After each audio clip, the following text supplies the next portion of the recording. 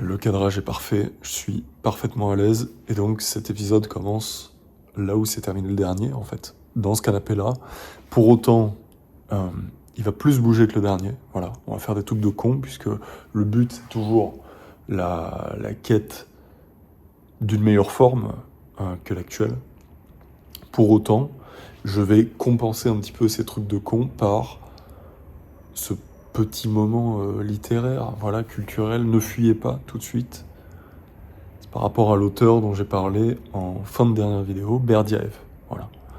J'ai pas du tout étayé, et c'est un auteur qui peut-être vous dit quelque chose si vous êtes chanceux. Sûrement pas. Il n'est pas particulièrement connu, mais il se trouve que c'est un auteur qui m'a pas mal touché et dont je voulais parler. Je crois que je suis pas sûr de l'avoir évoqué, et pourtant il a été assez important, notamment dans mon cheminement spirituel. Ça doit être l'un des auteurs dont j'ai lu le plus de bouquins d'ailleurs, et je vais vous en parler techniquement de comment j'ai lu ces bouquins. Mais avant ça, comment j'en suis venu à Berdyaev alors que ça fait des années que je l'ai lu. J'étais là, à Buenos Aires, je me baladais et je tombais sur une petite église qui m'a intrigué puisque c'était à la fois une église orthodoxe et en même temps elle était dédiée à Saint Grégoire de Tours. C'était d'ailleurs une paroisse plus qu'une église. Et je trouvais ça amusant puisque à des kilomètres, Saint Grégoire ou Saint Martin ? Non, Saint Grégoire.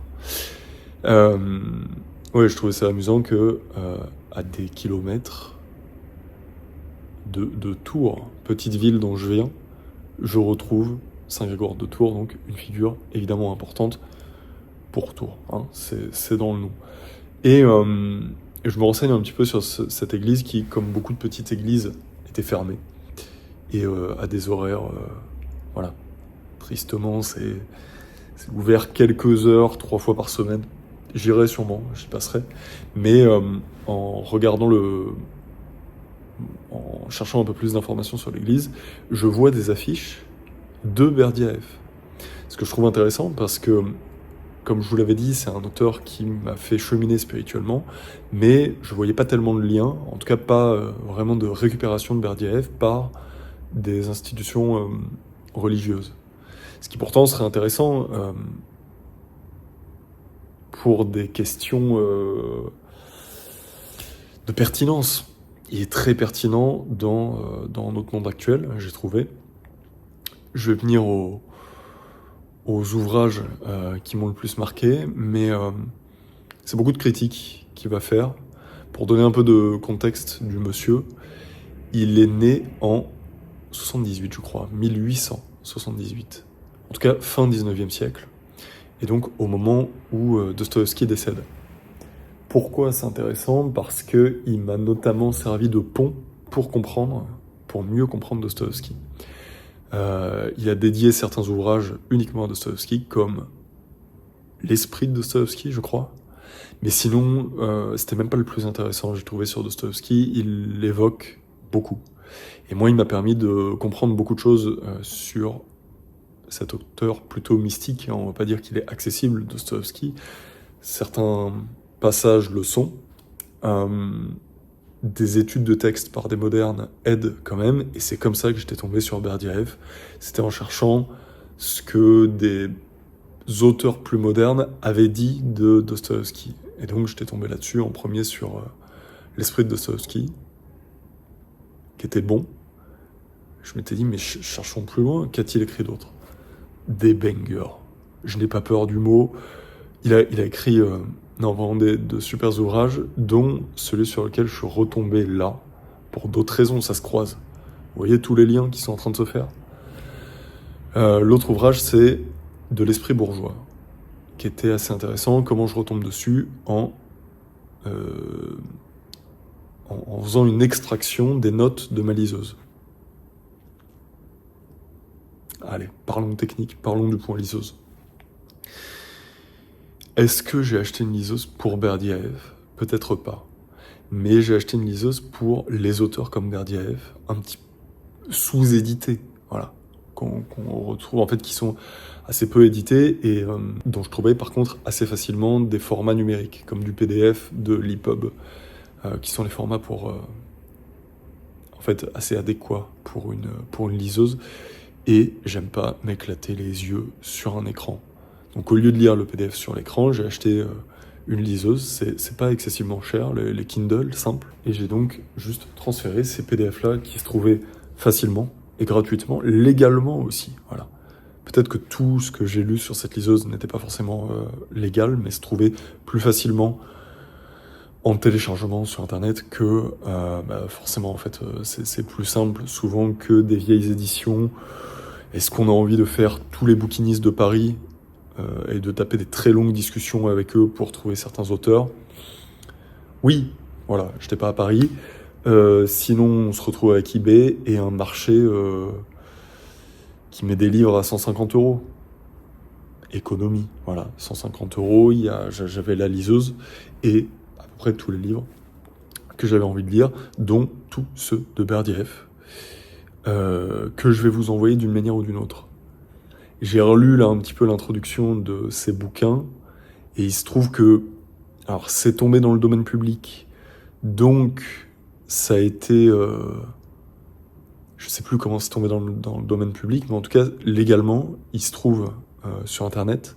Par contre, je ne crois pas pouvoir les envoyer par mail, donc je vais trouver un moyen, sûrement vous envoyer en fait directement le site par mail.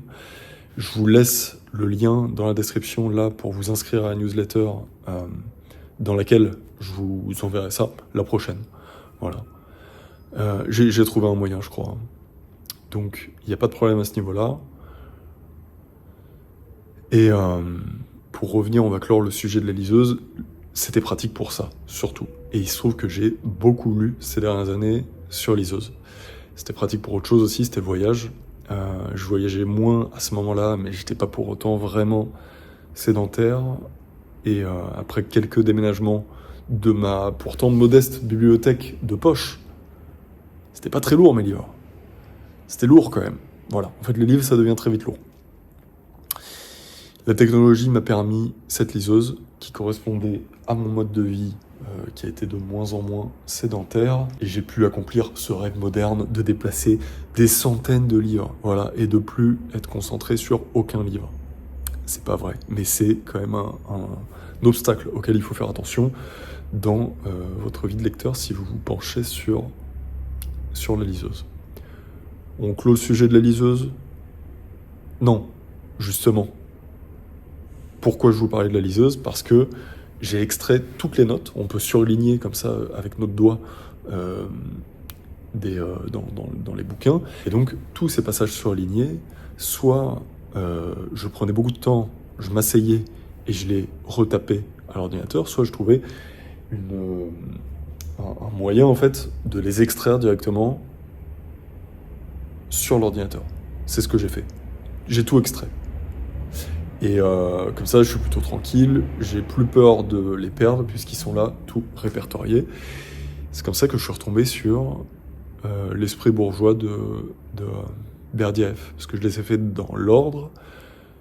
Comme je vous ai dit, je les ai quasiment tous lus, les Berdyaev. Et de l'esprit bourgeois m'a intéressé parce que c'était un peu le fondement de ma critique sur l'urbanisme que j'ai déjà fait dans en réalité plusieurs vidéos, celle sur Scampia, celle sur les blocovies de Novi Beograd.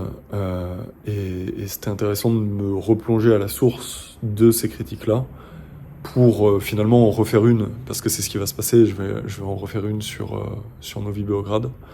Mais c'est tellement bien écrit, c'est tellement précis, Berdyaev. Je vais pas alourdir cette vidéo avec beaucoup de citations, peut-être que j'y reviendrai là. Je profite de la dernière lumière douce de cette fin de journée pour en parler un petit peu. Puis faire des trucs de con hein, au parc de Street Workout. C'est ça l'entraînement avant de me remettre à la lutte. Puis peut-être revenir donc sur des questions un peu plus littéraires, quand j'aurai un peu plus digéré ces citations-là. Allez, une petite. Bon, je me suis quand même rendu compte, en reprenant les citations, qu'il a un côté doomer. Il a un côté doomer sur lequel je vais mettre la définition là, des anglicismes que j'utilise. Mais sur lequel je reviendrai, je vous expliquerai. Il y a un côté anti-occidental qui me déplaît un petit peu. Il est léger. Mais le sien est intelligent. Ça me déplaît pas tellement. C'est en fait un petit réflexe pavlovien que j'ai où on souffle, quoi. Une énième critique spirituelle de l'Occident. L'homme vit plus que jamais dans l'angoisse, constamment menacé, suspendu sur l'abîme. L'Européen moderne a perdu la foi par laquelle, au siècle passé, il cherchait à remplacer la foi chrétienne. Il ne croit plus au progrès, à l'humanisme, au salut par la science et la démocratie. C'est pas la plus juste.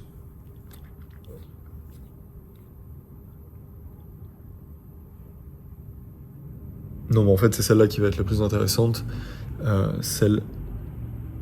Donc, une partie de celle qui m'a inspiré pour revenir sur la critique de Novi Beograd. C'est le bourgeois qui crée l'enfer sur terre, mais c'est également lui qui parfois semble préparer l'harmonie future du paradis terrestre.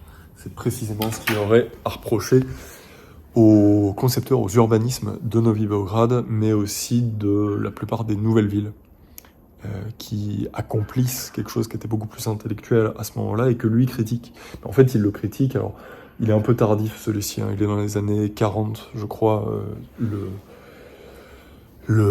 sa critique donc de l'esprit bourgeois. Tardif, mais pas au point qu'il ait déjà vu ces villes. C'est une critique de l'esprit qui va accoucher de ces villes. Et pour préciser, quand il parle de l'esprit bourgeois, il y a quelque chose qui est assez intéressant dans ce livre, c'est que c'est pas réellement une critique de classe. Ce que je veux dire par là, et c'est là où je le trouvais assez juste, c'est qu'il parlait vraiment de l'esprit bourgeois. Allez, je vais retrouver la citation. Une des premières citations qui est en fait là pour poser les bases. La signification du bourgeois est plutôt spirituelle que sociale, bien qu'il se projette toujours sur le plan social. Il existe un bourgeoisisme dans toutes les classes, chez les nobles, chez les paysans, chez les intellectuels, dans le clergé, dans le prolétariat. Et c'est là que je le trouvais assez juste, et qu'en fait, il raisonnait, quand je dis trouver juste, souvent c'est ça, hein, c'est juste une question d'empirisme, mais il raisonnait dans ce que j'avais pu, moi, constater, et c'est en ça que la lecture de classe, parfois, peut être intéressante pour certaines choses, mais en fait, pour rester dans le matériel. Or, là, cet ouvrage qui est plutôt spirituel, il peut s'extraire du matériel. C'est ce en quoi, je pense, ne croient pas les marxistes, qu'on puisse s'extraire du matériel et s'élever spirituellement. Pourquoi est-ce que je le trouve juste, et je parle là d'empirisme, c'est parce que en réalité, cet esprit bourgeois qui décrit et qui détourne, je l'ai constaté. Je l'ai constaté autour de moi, mais également chez moi. Et c'est pas quelque chose que j'ai pu lier à une classe. Non pas, enfin déjà j'ai pas pu le lier à la classe bourgeoise, même si on pourrait se dire que les possessions matérielles nous poussent à avoir cet esprit bourgeois et un petit peu conservateur, de peur de les perdre. En fait, c'est ça surtout. J'ai l'impression que l'esprit bourgeois, c'est surtout vivre dans la peur. Et la peur de la perte matérielle. De la perte donc du matériel, mais aussi de la perte de notre corps matériel. Il l'oppose beaucoup à l'esprit chrétien, en fait. Il parle du Golgotha, comme ça, dans son esprit de doomer russe. Il n'est pas que russe. Il vient de Kiev et il a passé pas mal de temps en France. Mais il a l'esprit du doomer russe, et c'est en ça qu'il comprend extrêmement bien Dostoïevski. Mais ouais, ce que je voulais dire, c'est qu'il l'oppose beaucoup, et je pense qu'il a raison, à l'esprit chrétien, qui est dans l'amour et dans le... Je sais que c'est un peu abstrait. Je parlerai plus tard de l'amour, parce qu'en fait, c'est pas si abstrait que ça, et c'est même... c'est quelque chose d'extrêmement puissant. Je dis que c'est abstrait, sans doute que ça ne l'est pas pour tout le monde. Moi, avant, il y avait plein de chrétiens qui me parlaient d'amour, et j'arrivais pas à saisir en fait cette notion que je trouvais trop abstraite. C'est la plus grande puissance de l'univers, hein, voilà. Des grandes phrases comme ça, je les pense. Et pour revenir donc sur ouais, la critique qu'il fait, je mettrais cette opposition, je viens de le broder là un petit peu, mais c'est comme ça en tout cas que je le vois, pour rendre la chose un petit peu concrète. Le bourgeois est beaucoup, l'esprit bourgeois, pardon, est beaucoup poussé par la peur, et donc, comme je disais, on pourrait se dire que les nombreuses possessions matérielles des bourgeois, et le fait que ce soit aussi le but de l'esprit bourgeois et de la classe bourgeoise que d'accumuler du matériel, pourrait nous faire penser qu'on va plus retrouver ça chez les bourgeois. C'est pas vraiment ce que j'ai constaté. Autant parce que des bourgeois, j'ai pu constater que beaucoup de bourgeois arrivaient à s'extraire de cette condition-là, et autant de l'autre côté, parce que, et il a raison quand il dit qu'il retrouve l'esprit bourgeois chez également les prolétaires. Prolétaire, ça veut pas dire la même chose au moment où il en parle dans les années 40 et même tout au long de sa vie qu'aujourd'hui en fait. Où on pourrait dire que le prolétariat a bougé, quoi qu'il en soit. Ce que je veux dire, c'est que cet esprit bourgeois-là, on peut le retrouver dans toutes les classes, et que presque peu importe la classe aujourd'hui. Voilà, si vous voulez, à part le monde gitan, qui est un monde relativement obscur pour moi en France, pour toutes les autres catégories qu'on retrouve en fait dans le monde urbain, rural, il y a quand même un minimum de possession matérielle sur lequel peut s'appuyer l'esprit bourgeois. Voilà. Je sortirai sans doute un petit peu plus de citations, mais je trouve Berdyaev d'une manière générale assez juste, et c'est étonnant à quel point c'est les hommes du doute et de la difficulté qui m'ont le plus amené vers la croyance. Voilà. Dostoïevski en premier. Berdyaev, par l'esprit de Dostoïevski, mais aussi par sa propre plume. Solzhenitsyn. Alors je cite beaucoup d'orthodoxes, je le suis pas, je l'avais déjà dit je crois, mais je suis pas baptisé, et je suis pas impatient de m'en remettre à une institution, à l'église. En fait, le cheminement spirituel, pour le moment, voilà, je ressens pas cette nécessité. Ça m'empêche pas d'aller à l'église plusieurs fois par semaine, mais et quand je parle de spiritualité, mon chemin spirituel, en tout cas une fois qu'il a été sérieux, a été essentiellement chrétien en fait. Et comme je vous le disais, donc, ceux qui m'ont le plus touché, le plus ramené vers quelque chose qu'on pourrait appeler la foi, sont des modernes déjà, parce que même Dostoïevski en fait est un moderne, il vit au 19e siècle, à un moment où il y a une déchristianisation, et voilà, un moment où ils sont en réaction face à un doute. Et j'estime venir d'une époque et d'un milieu de doute qui me les rend familiers. C'était la première parenthèse culture. Est-ce qu'on va garder ça dans ces vlogs? Pas forcément, on verra, mais en tout cas c'est des sujets qui me plaisent, et à qui pourrais-je en parler en fait? Voilà. À qui est-ce que je peux parler de ces auteurs-là si je n'en parle pas ici? Eh oui, parce que je suis en Argentine là quelque part.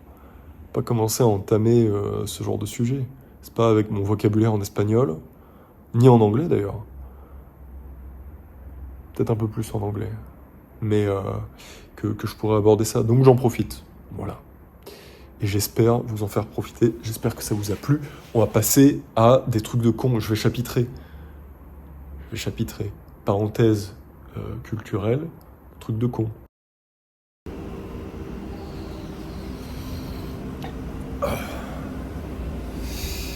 Mon moment préféré, celui du pré-workout. Alors, il y a des discords à ce sujet. Est-ce qu'on va en parler? Non. Je vais vous exposer un peu ce que je pense du pré-workout. Dans sa forme, commerciale et complément alimentaire, j'ai arrêté. Même les composants du pré-workout que je prenais avant, comme par exemple la citrulline, je l'ai remplacé avec de la pastèque. Donc une petite dose de citrulline. Qu'est-ce que je prenais d'autre? En fait, de la caféine et peut-être un ou deux autres composants qu'il y avait dans le pré-workout qui n'étaient pas essentiels. L'essentiel d'un pré-workout, finalement, c'est quoi? C'est de nous mettre dans des dispositions psychologiques de telle sorte à ce qu'on sente qu'on puisse tout faire, tout braver. Et ça, il n'y a pas que il n'y a pas que l'aspect nutritionnel qui joue. L'aspect nutritionnel, il va jouer sur nos hormones qui vont nous faire croire qu'on est super fort, un peu plus que notre zone de confort, pour le moins. En fait, on a de la marge, on peut être encore plus fort. Et ça va faciliter les choses. La musique joue là-dedans. C'est large. Les pré-workout et intra-workout. Quel super anglicisme d'ailleurs. Et donc, j'ai pas complètement arrêté puisque j'ai dû mater. Alors à cette heure-là, c'est la fin de la journée. Il est faible. Il est faible en caféine. Il reste plus que l'amertume en fait. C'est de l'eau un peu amère.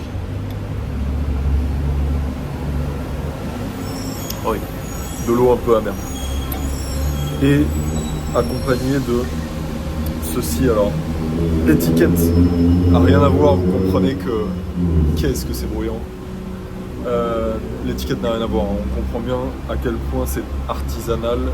Il y a du gingembre, de l'ananas exceptionnellement, mais sinon le gingembre suffit, et du miel. C'est un dérivé de cette boisson africaine, sénégalaise ou pas. Ça m'a souvent été présenté par des gens d'origine africaine, Afrique de l'Ouest.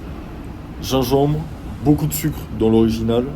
Là, c'est du miel. Il peut y avoir rien du tout, voire du sel. Ah oui, je prends ça aussi, comme pré-workout. Pour aujourd'hui, ça va être simplement ce mélange-là. Bonne vascularisation, ça met en forme. Le plus important, c'est ici. C'est l'esprit quelque part.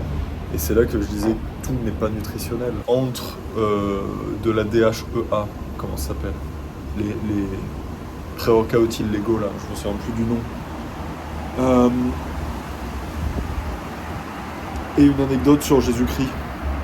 Quelque part, ces pré-workout se valent. J'ai fait une comparaison indigne et ce que je voulais dire, c'est que les histoires et modèles qu'on a dans la tête, ce qu'on pense qu'on peut accomplir, compte autant quasiment que ce qu'on va consommer, voire plus. Ça se passe vraiment dans la tête et on pourra consommer tout ce qu'on veut avant de s'entraîner. C'est pas ce qui compte le plus pour avoir un bon entraînement bien difficile, sans se blesser évidemment. On fait attention à pas se blesser, en fonction de son âge, en fonction de ses fragilités. Dès qu'on dépasse cette question, l'idée c'est quand même de se pousser au maximum jusqu'à un point où on ignorait pouvoir se pousser, ce que j'ai pas fait pendant trop longtemps et ce qui m'a fait stagner physiquement. Donc là je peux plus me le permettre. C'est une nouvelle ère. Je partage ce pré-workout avec vous, je le termine. Il est quand même décevant. Forcément, là, il est quasiment 18h. Je ne remets pas de maté dedans, il n'y en a pas énormément. Ça fait quand même plaisir à boire. Et là, on est sur pas de l'amertume avec le gingembre. Vous vous lancez dans ce genre de pré-workout, je vous conseille quand même de le faire maison. Pour que ce soit pas blindé de sucre, parce qu'en fait ça se trouve dans les épiceries asiatiques, produits en gros asiatiques, africains, ça existe beaucoup en France, il y en a plein et on peut trouver des bouteilles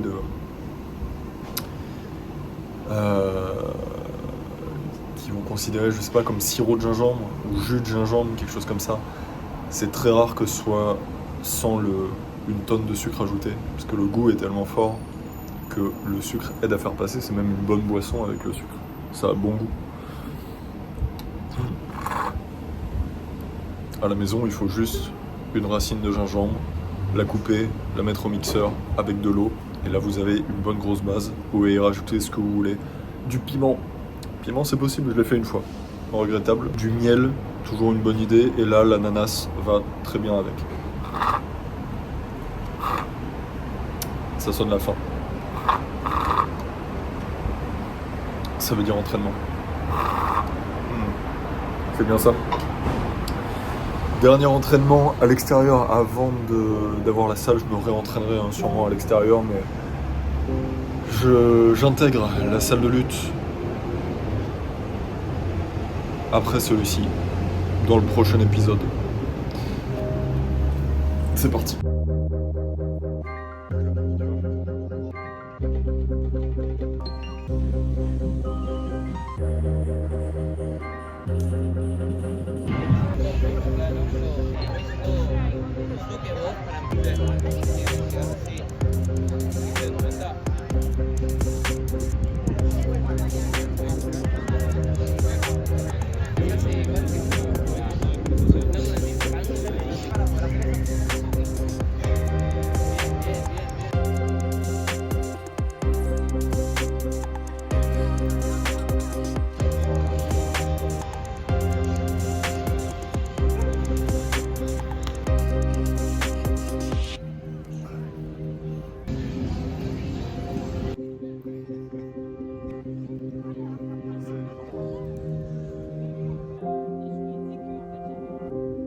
C'est intéressant que tu aies parlé. Si c'était vraiment au courant que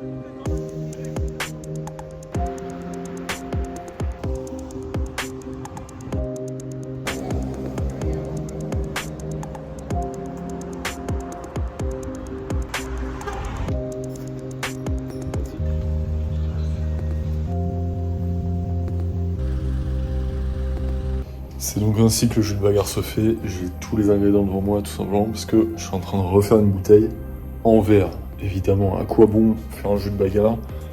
Du mal avec la lumière. Et oui, parce que la lumière est travaillée. On ne dirait pas comme ça. Il y a un truc fait à l'arrache. Non, toujours. Oui. À quoi bon faire un jus de bagarre si ce n'est pas en bouteille en verre?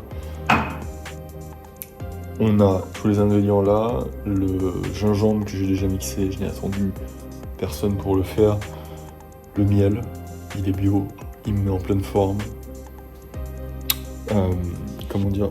Le miel, il faut d'abord le... Il me manque un mot là. Diluer. Le diluer dans l'eau, qu'il soit liquide. Pas dans une eau qui est trop chaude non plus pour pas tuer tous les nutriments, disons. Et on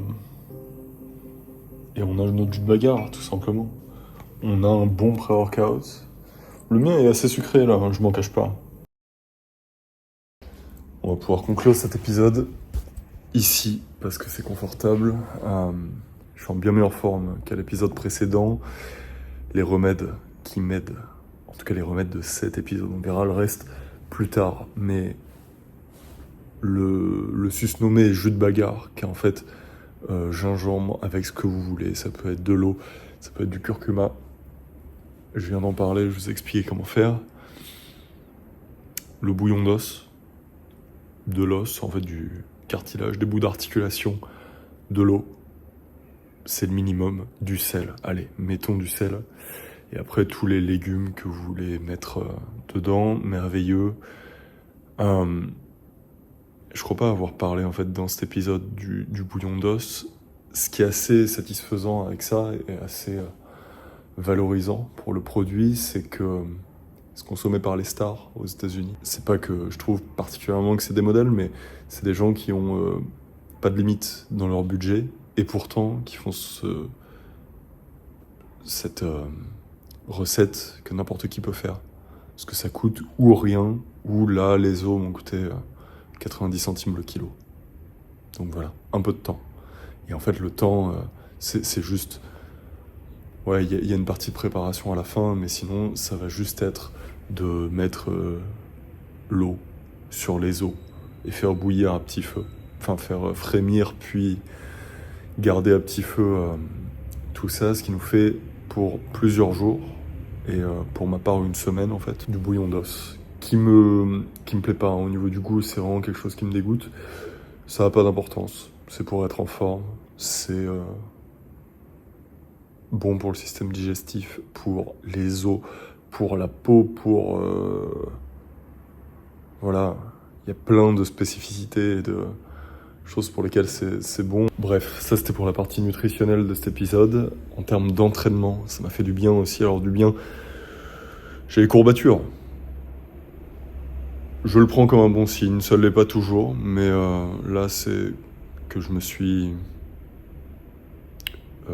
donné et que ça faisait un moment que je ne m'étais pas donné à l'entraînement. Ça va me permettre de passer les marches d'après et pouvoir m'entraîner en salle dans les prochains épisodes de plus en plus violemment. C'est ce que ça m'a permis en tout cas. Ça a aussi donné une direction à mon corps. Ça lui a dit écoute, la priorité c'est ça, c'est notre souffrance la priorité. Je souffre beaucoup de ici à cause de l'entraînement, ce sera ça la priorité. Que ce ne soit plus un problème la prochaine fois. Donc nutrition, entraînement, nutrition intellectuelle, je vais pouvoir boucler sur Berdyaev dont j'ai parlé en début d'épisode.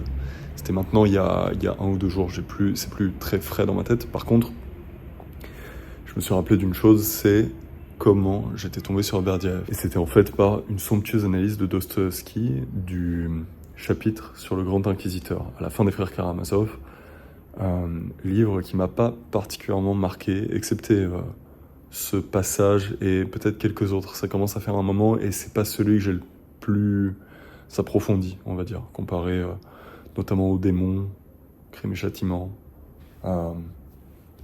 les carnets du sous-sol. C'est des œuvres qui m'ont plus marqué que les Frères Karamazov. Pourtant, elle est grandiose et elle a une spécificité, c'est que c'est sa dernière œuvre, en fait. Donc, il y a aussi de la maturité. Pour moi, il y en a en fait à partir de Crime et Châtiment, peut-être. Ses premières œuvres, avant son expérience traumatique. Est-ce qu'on dit traumatique ? Son trauma, où il a cru qu'il allait être exécuté. Ses premières œuvres sont moins abouties que celle-ci, que celle qu'il a fait après, tout simplement. Il y a pour moi un vrai avant, après ces crises d'épilepsie. Oui, voilà. Souvent, ça va avec des maladies. Quoi qu'il en soit, là, dans les Frères Karamazov, je me souviens plus où ça se place d'ailleurs, je dis à la fin, mais je suis pas sûr de ça. Quoi qu'il en soit, si vous voulez le retrouver, ça peut se trouver la légende du Grand Inquisiteur, qui est le passage dont je parle, peut se trouver individuellement, tellement c'est important finalement. Elle est assez facilement compréhensible, je dirais qu'il n'y a pas besoin d'une explication de texte pour la comprendre, mais là, il se trouve, et je ne suis pas un grand amateur d'explication de texte, mais il se trouve que celle de Berdyaev, je la trouvais particulièrement pertinente, et je me disais, tiens, on comprend Dostoïevski de la même manière. Lui, mieux, il l'a plus étudié, et puis c'est un homme d'un autre temps, mais d'un temps tout de même assez proche du mien, pour que ce soit limpide, que ce soit compréhensible. C'est pas qu'une question de temps, hein, ça dépend évidemment du style d'écriture. Il y a des types du XXe siècle qui sont absolument illisibles pour moi. Il se trouve que lui, je trouvais ça limpide, ça résonnait. Et là, je suis retombé dessus, je me suis remis sur la liseuse, parce que bon, en Argentine, c'est pas là que je vais trouver les versions françaises de ces 2 bouquins, mais j'ai repris La légende du Grand Inquisiteur et celle-ci. Je vous avais dit, je crois, que ça peut se trouver sur Internet, en libre de droit, en fait, qu'il y a des gens qui le rééditent et le mettent à disposition gratuitement. Je vous enverrai ces liens, parce que... Est-ce qu'il y avait autre chose ? Peut-être même La légende du Grand Inquisiteur.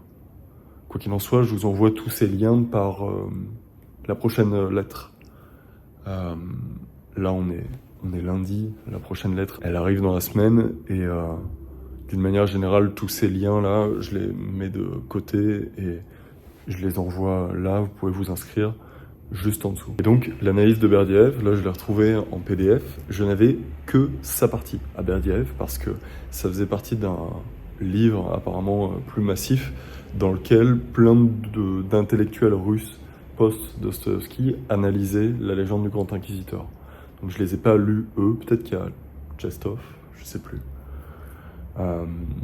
C'est vraiment celle de Berdyaev qui m'a le plus touché. Et après, je suis allé voir tout ce qu'il avait écrit. J'ai eu le bonheur de trouver l'esprit de Dostoïevski, exclusivement sur Dostoïevski.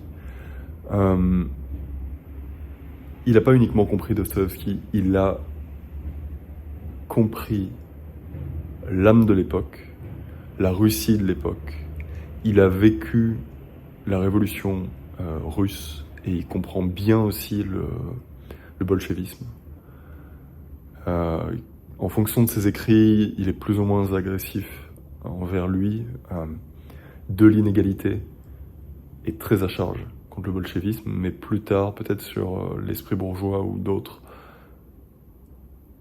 et sur le christianisme, il montre plus d'empathie. En fait, pas vraiment de l'empathie, mais disons de la compréhension.